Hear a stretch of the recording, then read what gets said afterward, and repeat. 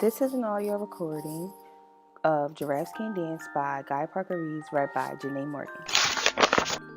Gerald was a tall giraffe whose neck was long and slim, but his knees were awfully crooked and his legs were rather thin. He was very good at standing still and munching shoots off trees, but when he tried to run around, he buckled at the knees. Now, every year in Africa, they hold the jungle dance, where every single animal turns up to skip and prance.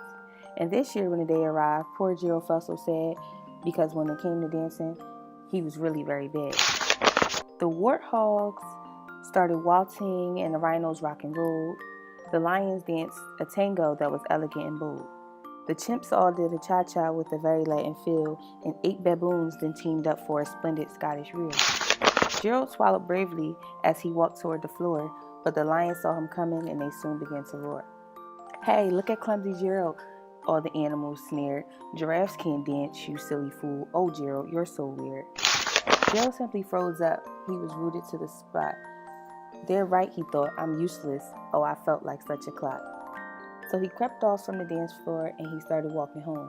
He'd never felt so sad before. So sad and so alone. Then he found a little clearing and he looked up at the sky. "The moon," it says, "the moon could be so beautiful," he whispered with a sigh. "Excuse me," coughed the cricket. "Sometimes when you're different, you just need a different song. Listen to the swaying grass and listen to the trees. To me, the sweetest music is the branches and the breeze. So imagine that lovely moon is playing for you. Everything makes music if you really want it to." With that, the cricket smiled and picked up his violin. Then Gerald felt his body doing the most amazing thing. His hooves started shuffling, making circles on the ground.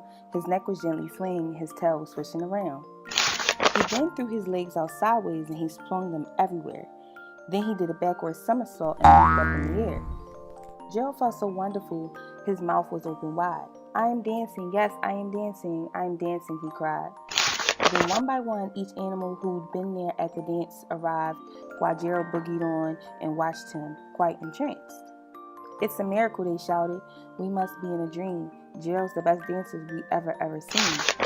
How did you learn how to dance like that? Please, Gerald, tell us how." But Gerald simply twirled around and finished with a bow.